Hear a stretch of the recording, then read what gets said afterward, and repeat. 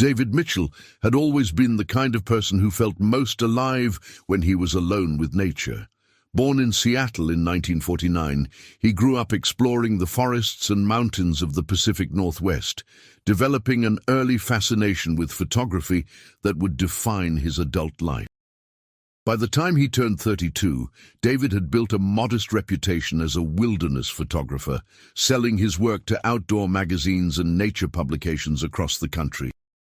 His images captured something essential about the American wilderness, not just its beauty, but its indifference, its power, its ability to make human beings feel both insignificant and profoundly connected to something larger than themselves. He lived simply in a small apartment in Seattle's Fremont neighborhood, spending most of his money on camera equipment and trips to remote locations. His younger sister Claire, who lived in Tacoma with her husband and worked as a schoolteacher, worried about him constantly. She worried about his solo trips into dangerous terrain, his lack of a steady income, his apparent contentment with solitude. But she also admired him deeply, recognizing in her brother a kind of courage and authenticity that most people never achieved. In the spring of 1981, David announced his most ambitious project yet. He wanted to spend 3 to 4 weeks in Alaska, specifically on the Kenai Peninsula, photographing the glaciers and ice fields that were, even then, beginning to show signs of retreat due to changing climate patterns. He'd saved money for over a year, researching the area extensively, studying topographic maps, and corresponding with park rangers about trail conditions and wildlife patterns. Claire tried to talk him into taking a companion, maybe hiring a local guide, but David was adamant. "I work better alone," he told her over coffee at their favorite diner in Tacoma. "I can move at my own pace, wait for the right light, spend hours in one spot if that's what the shot requires. Besides, I've been doing this for 10 years. I know what I'm doing." Claire wanted to argue, wanted to insist, but she knew her brother well enough to recognize when his mind was made up. Instead, she made him promise to check in regularly, to register his routes with the Park Service, to carry emergency supplies. David agreed to all of it, hugging her tightly before he left. "I'll send you a postcard from Seward," he said with that crooked smile she'd known since childhood. "Maybe I'll even bring you back some smoked salmon." Those were the last words she heard him speak in person. David arrived in Anchorage on June 14, 1981, on an Alaska Airlines flight that departed Seattle early in the morning. He spent one night in Anchorage, staying at a budget motel near the airport and organizing his gear. The next day, he caught a small commuter plane to Seward, a fishing town of about 2,000 people, nestled between Resurrection Bay and the dramatic peaks of the Kenai Mountains. Seward in 1981 was still recovering economically from the devastating 1964 earthquake that had nearly destroyed it. But it was beginning to find new life as a gateway to wilderness tourism. The town had a frontier quality that David found appealing. Weathered buildings, fishing boats bobbing in the harbor, locals who sized up newcomers with practiced skepticism. He checked into the Van Gilder Hotel, an old establishment on Adams Street that had survived the earthquake and maintained its historic character. For 2 days, David explored Seward, purchasing last-minute supplies, talking to locals about weather patterns and trail conditions, and visiting the ranger station to discuss his planned route. If you're enjoying this story, please subscribe to the channel and leave a comment telling us where you're watching from. Your support means everything to us. The ranger on duty when David registered his hiking plan was Linda Cortez, a 28-year-old who'd transferred to Alaska from New Mexico 2 years earlier. She remembered David clearly when investigators questioned her later. "He seemed competent," she told them. "He had good equipment. He'd done his research. He asked intelligent questions about crevasse safety and weather windows. I gave him the standard warnings about solo hiking, about how fast weather can change up on the ice fields, about wildlife. He listened carefully, took notes. He wasn't cocky or dismissive like some of the guys who come through here thinking they're going to conquer Alaska, but he was determined. You could see it in his eyes. He wanted those photographs badly. David's registered route would take him up the Harding Icefield Trail, one of the more challenging hikes in the area, and then into less traveled terrain beyond the maintained trails. He estimated 8 to 10 days for the first leg of his journey, after which he planned to return to Seward briefly before heading to other locations on the peninsula. Linda logged his information, provided him with updated weather forecasts, and wished him luck. On the morning of June 17, 1981, David Mitchell shouldered his pack, which weighed approximately 60 pounds and contained camping gear, food, water purification supplies, emergency equipment, and 3 Nikon camera bodies with multiple lenses, and walked into the Alaskan wilderness. The Harding Icefield Trail in 1981 was less developed than it would become in later decades.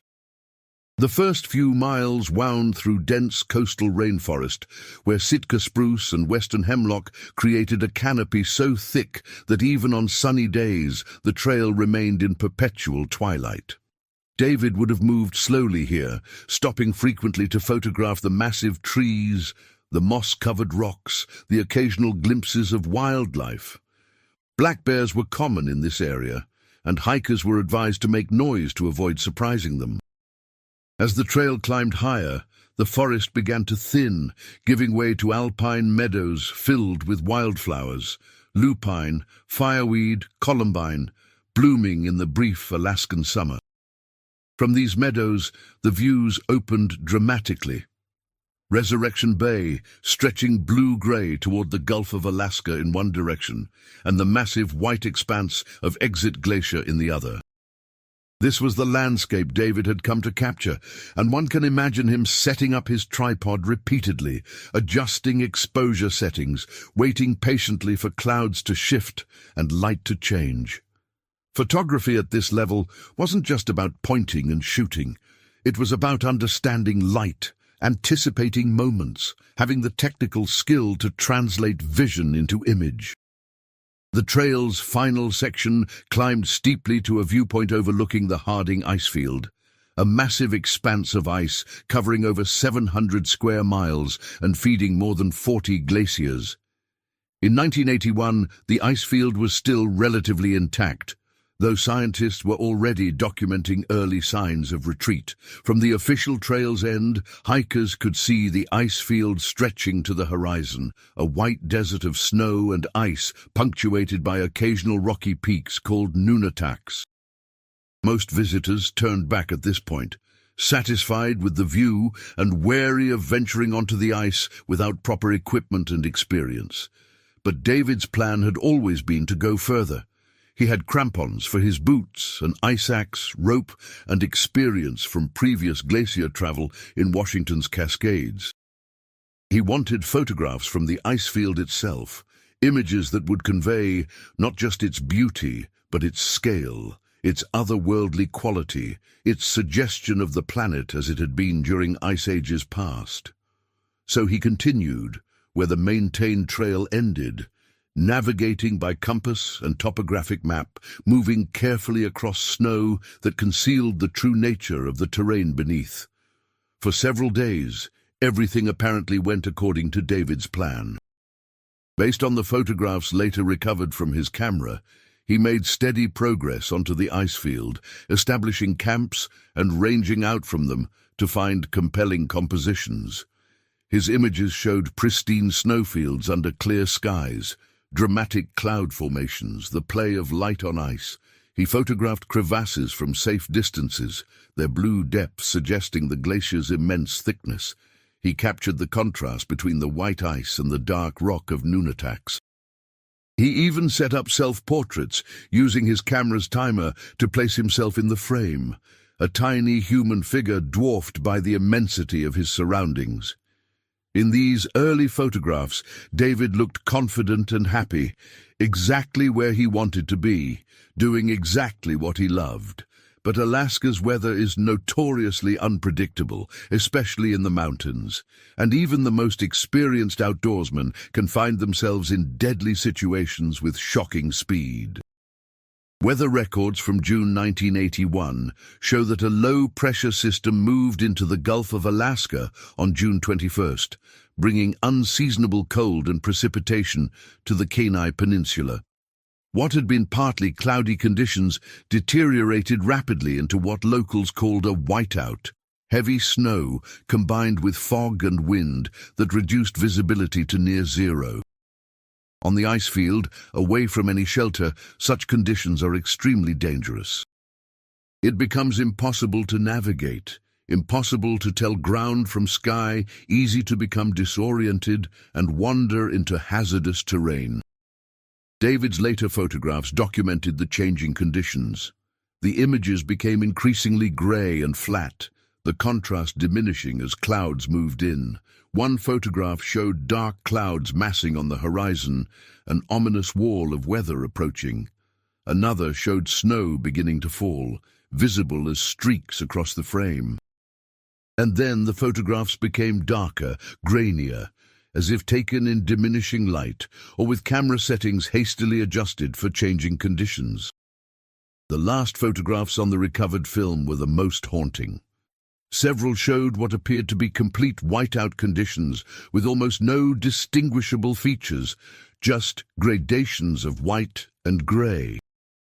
One image showed David's tent, partially collapsed and drifted with snow. And then there were the final self-portraits.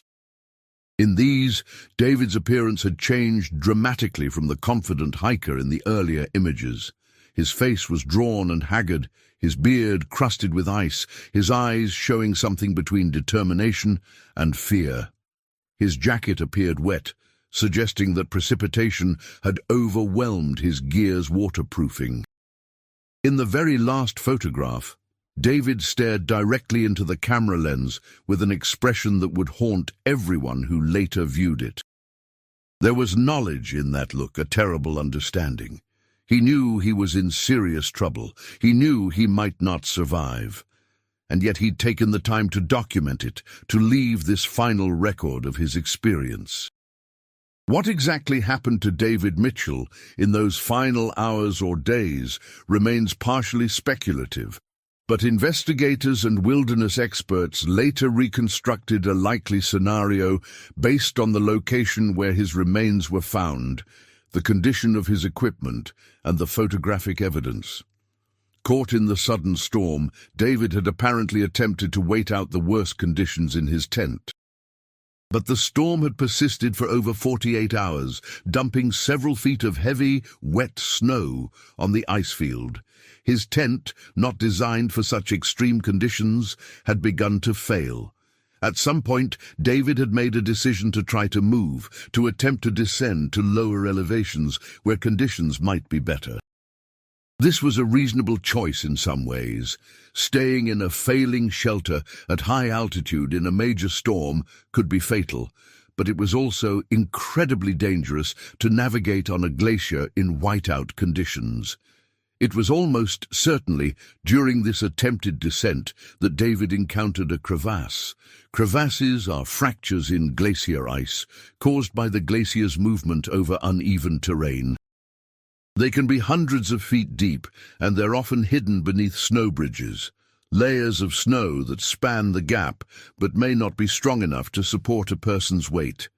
In good visibility, experienced mountaineers can sometimes spot the subtle signs of hidden crevasses, slight depressions in the snow, color variations, shadow lines.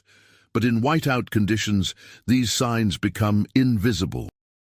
David likely walked onto a snow bridge without realizing it, and the bridge gave way beneath him. The fall alone might not have killed him immediately, but trapped in a crevasse during a blizzard, injured or simply unable to climb out, hypothermia would have claimed him within hours. The temperature in such conditions can easily drop well below freezing, and wet clothing accelerates heat loss catastrophically. David Mitchell probably died on June 23rd or 24th, 1981, less than a week after he'd entered the wilderness, his body coming to rest at the bottom of a crevasse that would become his tomb for the next 40 years.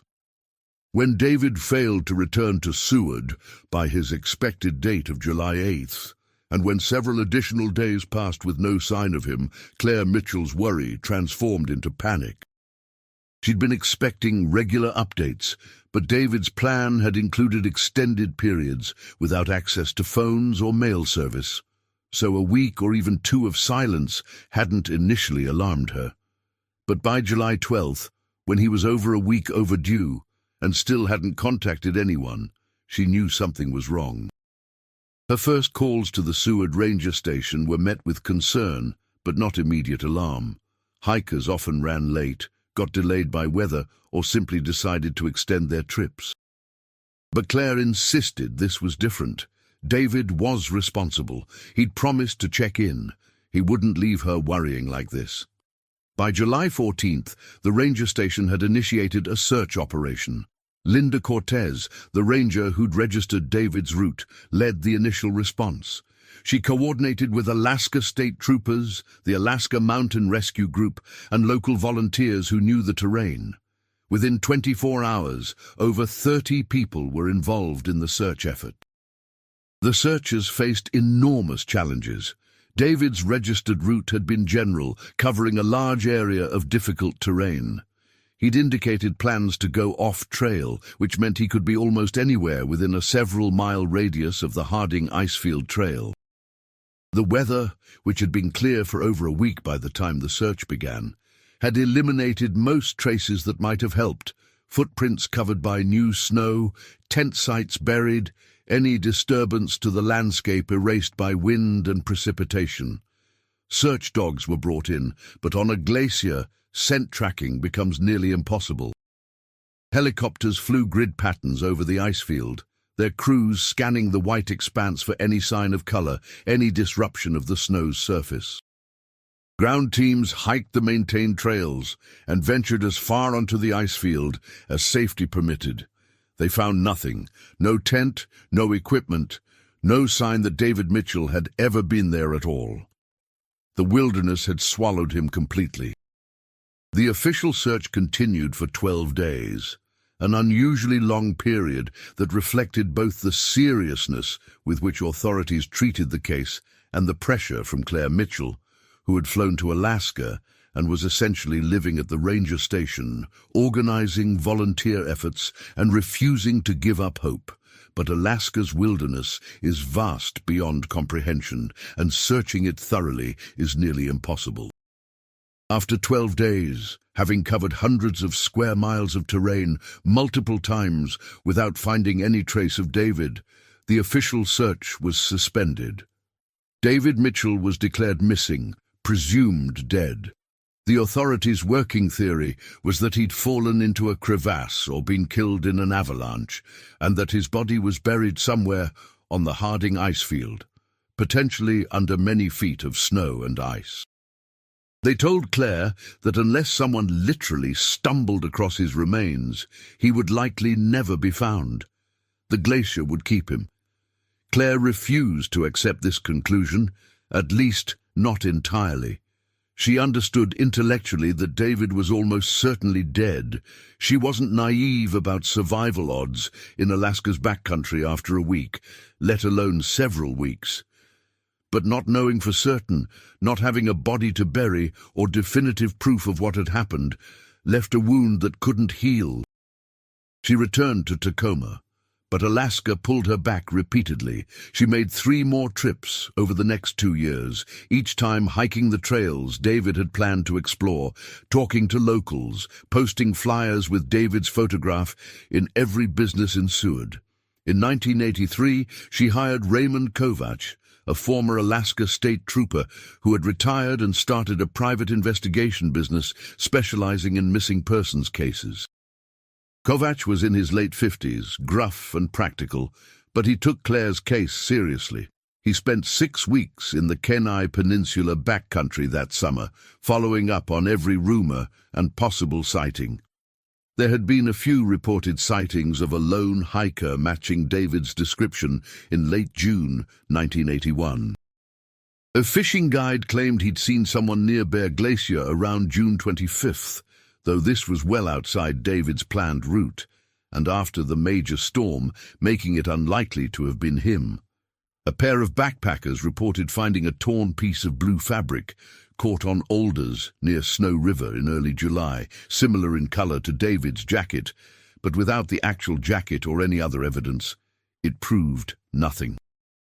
Kovac investigated each lead methodically, but ultimately concluded what the authorities had already determined. David Mitchell had died somewhere on or near the Harding Icefield, probably in a crevasse fall, and his body was inaccessible. He told Claire this as gently as he could, recommending that she hold a memorial service and try to find closure. Claire held the memorial service in Seattle in August 1983, but closure remained elusive. How do you close a door when you're not certain what's on the other side? The years accumulated slowly, as they do. Claire's life continued. She had a son, Michael, in 1984. She and her husband bought a house in Portland in 1987, seeking a fresh start in a new city. She advanced in her teaching career, eventually becoming a principal, but she never fully let go of David. She kept a large box in her bedroom closet containing everything related to him, his letters, his published photographs, the topographic maps he'd marked up before his Alaska trip, newspaper clippings about his disappearance, the final report from Raymond Kovac. Every June, on the anniversary of his disappearance, she would take out the box and spend an evening looking through it, remembering her brother, wondering what his life might have been like if he'd made different choices. Her son, Michael, grew up hearing stories about Uncle David, the adventurous photographer who'd vanished in Alaska. Michael never met him, but felt he knew him somehow, through his mother's stories and the photographs David had left behind. Meanwhile, in Alaska, the world was changing in ways that would eventually bring David's story back into the light. Climate scientists had been documenting glacial retreat since the early 20th century, but the pace of that retreat accelerated dramatically in the 1990s and 2000s. Exit Glacier, which had been relatively stable for centuries, began receding at rates that alarmed researchers. In 1981, when David Mitchell hiked the Harding Icefield Trail, Exit Glacier's terminus had been at a certain location. By 2000, it had retreated nearly a quarter mile. By 2010, another quarter mile. By 2020, Exit Glacier had receded almost a full mile from its 1981 position. The Kenai Fjords National Park Service began installing signs along the trail marking where the glacier's edge had been in different years, creating a visual timeline of climate change that visitors could walk through. These signs told a story of dramatic environmental transformation, but they were about to reveal another story as well. As glaciers retreat, they leave behind landscapes that hadn't seen daylight in decades or centuries.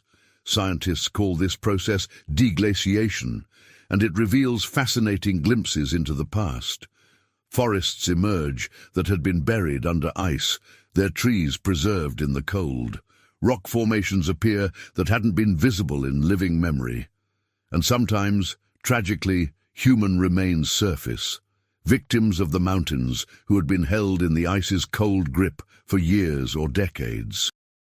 In April 2021, a park ranger named Marcus Webb was conducting a routine survey of the Exit Glacier area. These surveys were done regularly to document the changing landscape, update trail maps, and assess any new hazards created by the glacier's retreat.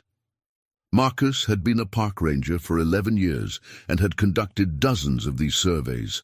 But on April 15, 2021, he found something he'd never encountered before. He was working along the edge of what had been the glacier's terminus in the 1980s, an area that had only been ice-free for a few years.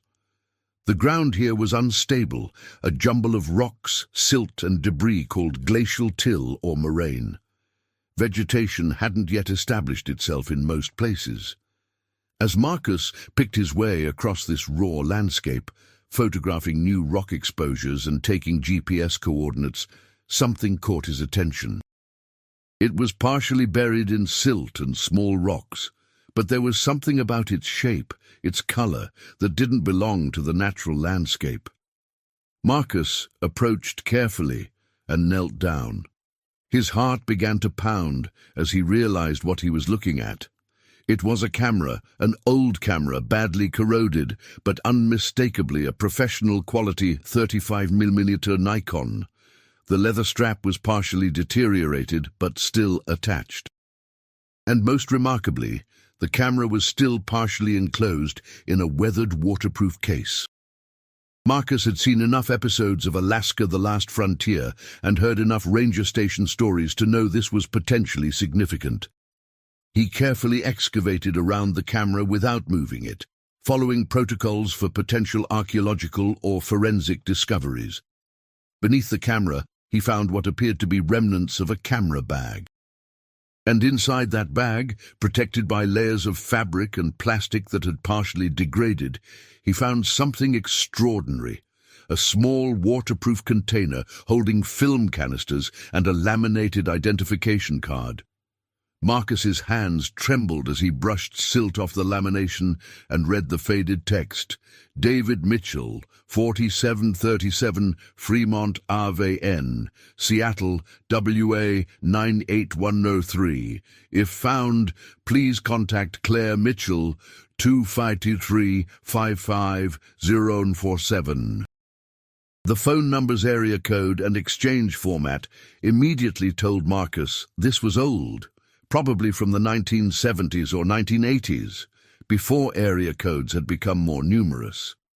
Marcus immediately radioed his supervisor, then called the Alaska State Troopers. He knew the name David Mitchell meant something from the park's history, but he couldn't quite place it. His supervisor, Jennifer Hartman, recognized it immediately. "Oh my God," she said when Marcus described what he'd found. David Mitchell, the photographer who went missing in '81. Before your time, Marcus, but it was a huge search operation. They never found him. This is him. It has to be. Within 3 hours, the site was cordoned off with yellow tape, and a team of Alaska State Troopers, forensic specialists and park rangers had assembled. They brought ground-penetrating radar equipment, metal detectors, and excavation tools. If the camera was here, there was a strong possibility that human remains were nearby.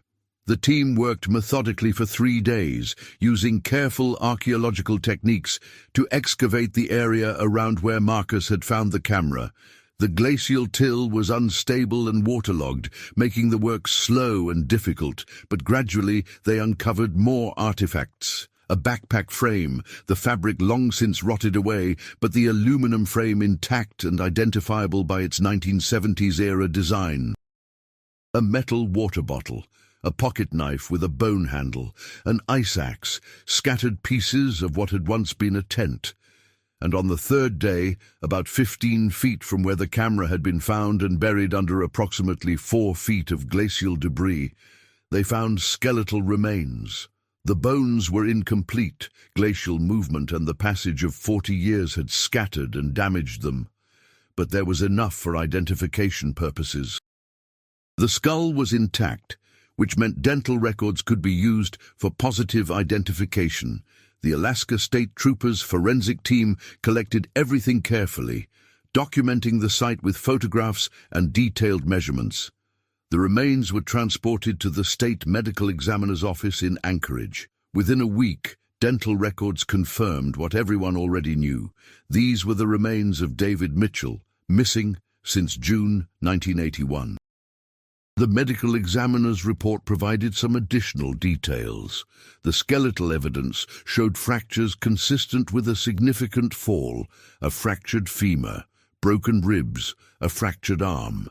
These injuries alone might not have been fatal, but combined with exposure to severe weather at high altitude, they would have made survival impossible.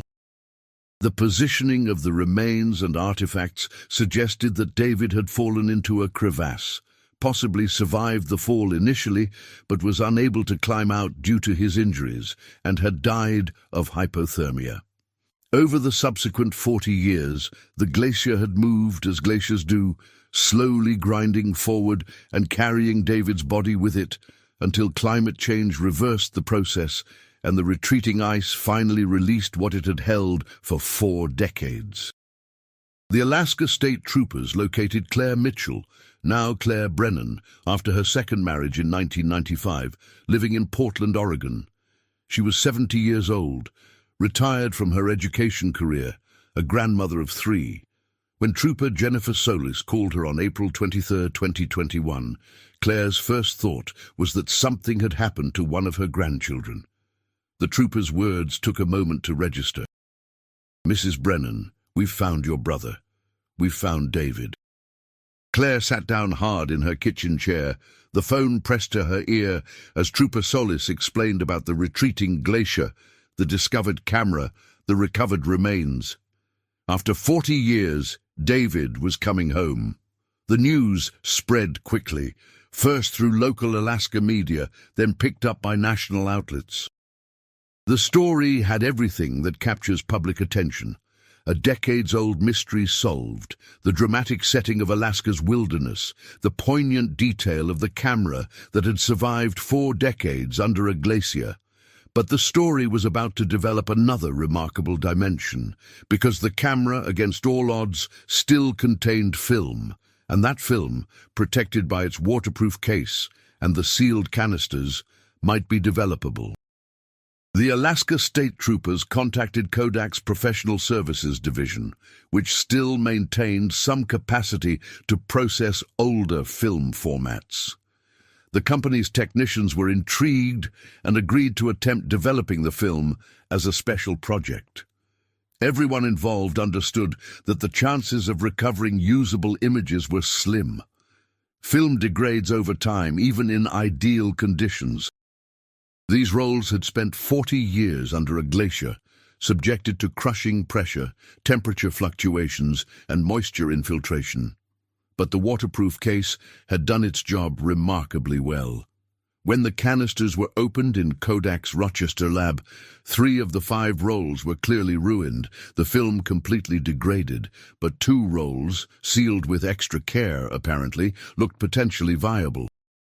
The development process was painstaking, using specialized techniques and equipment that had been obsolete for decades.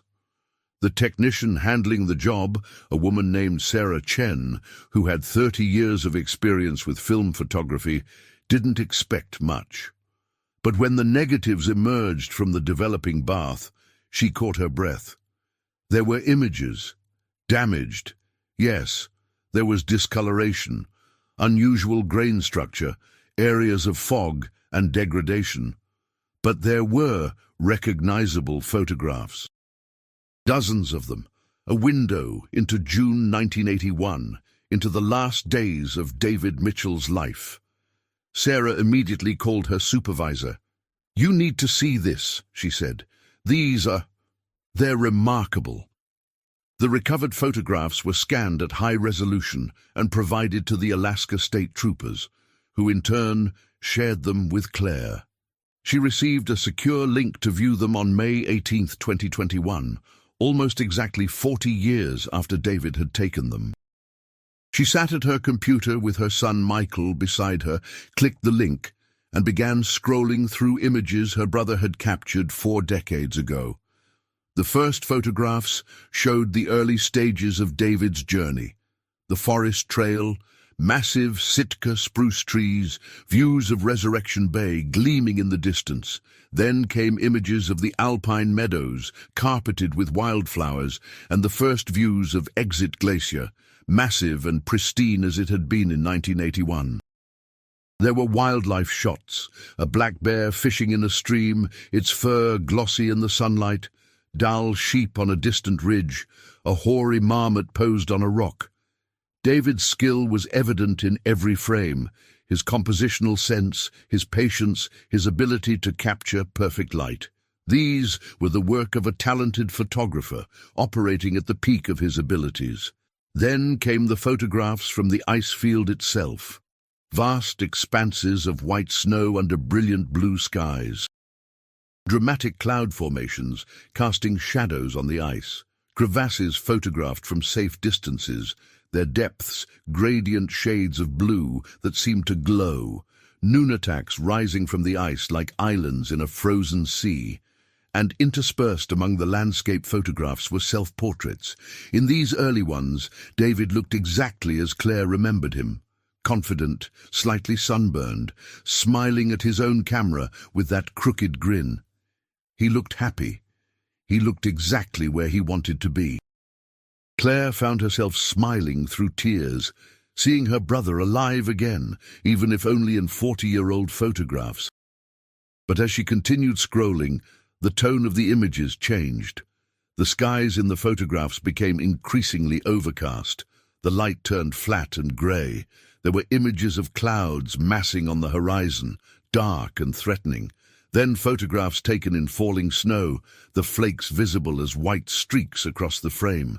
And then the images became darker, more chaotic.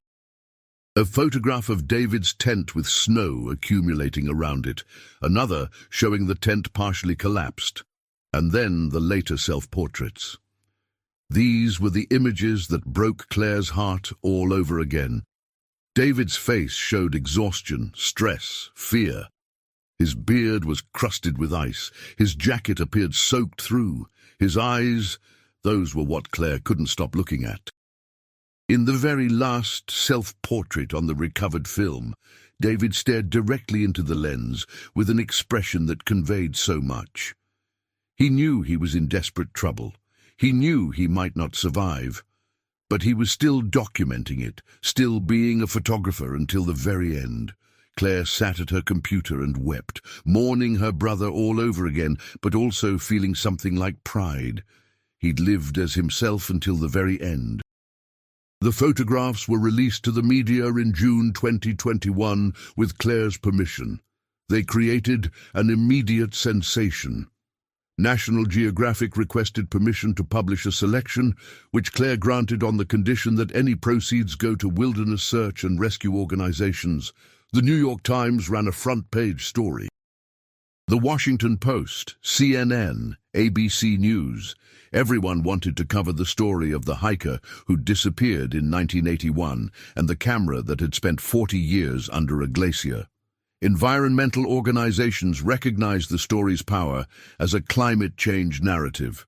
Without glacial retreat accelerated by warming temperatures, David Mitchell's remains and his camera might have stayed frozen for centuries. Photography publications discussed the remarkable survival of the film and the quality of David's work. And across the country, people were moved by the human story at the center of it all. A talented young man who died pursuing his passion, a sister who'd never stopped looking for him, and a closure that came 4 decades late, but finally came nonetheless.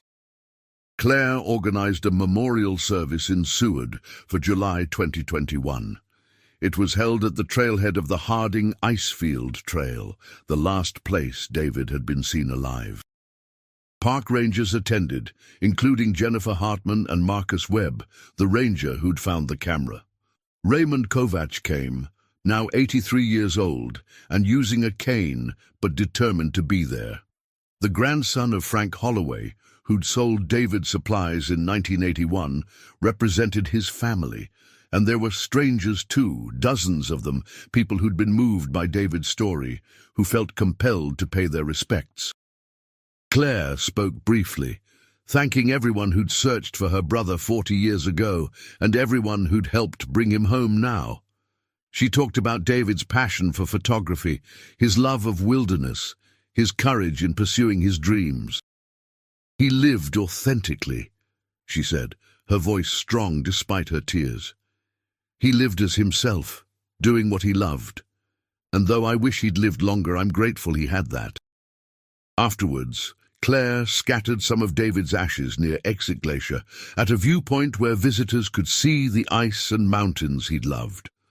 The rest would be buried in Seattle, in the family plot beside their parents. In the months following the discovery and memorial service, David Mitchell's story continued to resonate. The recovered photographs were exhibited at the Anchorage Museum, then traveled to the Museum of History and Industry in Seattle. They were striking not just for their survival, but for their quality and for what they represented. A moment frozen in time, a wilderness that had changed dramatically in 40 years, a climate that was transforming before our eyes.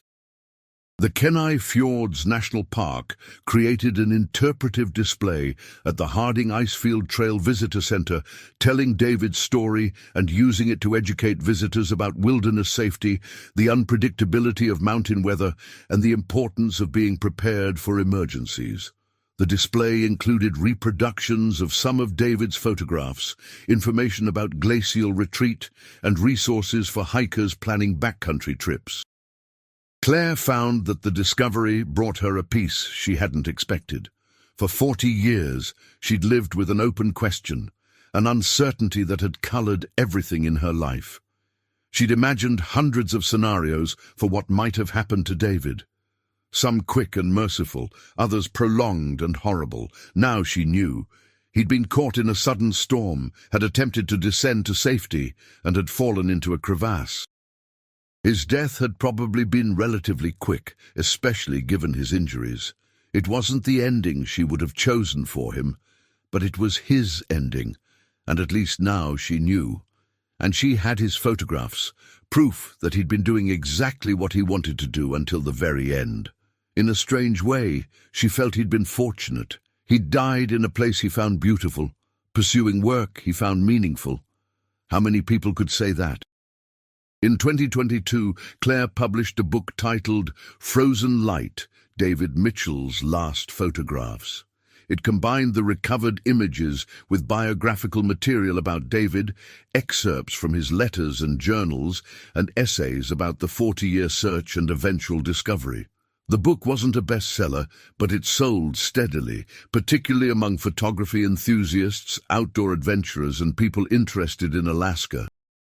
Claire used the modest proceeds to establish a scholarship at the University of Washington's photography program, specifically for students interested in wilderness and nature photography. The scholarship ensured that David's legacy would continue, that other young photographers would have opportunities to develop their craft and explore the wild places David had loved. The camera itself was donated to the Alaska State Museum in Juneau, where it became part of a permanent exhibit on Alaska's wilderness, its dangers, and the people who'd been lost to it. The Nikon sat in a climate-controlled case, its corroded metal and cracked leather testimony to the harsh environment it had survived.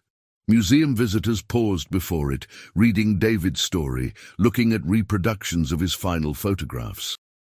School groups toured the exhibit, learning about wilderness safety, about climate change and glacial retreat, about the fine line between adventure and disaster. The camera became a teaching tool, a memorial, and a reminder of both human ambition and natural forces beyond our control. 40 years after David Mitchell disappeared into Alaska's wilderness, and 40 years after Claire Mitchell began searching for her brother, the story finally reached its conclusion. The glacier that had taken David had finally given him back. The camera that had captured his final days had survived against all odds. And the photographs he'd taken, frozen under ice for 4 decades, had emerged to tell his story. In the end, David had achieved what all photographers hope for. He'd created images that would outlive him, that would speak when he no longer could, that would preserve a moment of time and allow others to see what he had seen. The ice had held its secrets for 40 years, but secrets don't stay buried forever. And when they emerge, when light finally touches them again, they can teach us things we need to know. About courage and tragedy, about nature's power and beauty, about the people who answer wilderness's call, knowing they might not return, and about the families who spend decades waiting for answers that may never come. For Claire Brennan, for David Mitchell's memory, and for everyone moved by this story, those frozen photographs represented something profound. Proof that even after 40 years under ice, even after death and time and enormous loss, some light survives. Some stories must be told, and some images, once captured, can never truly be lost.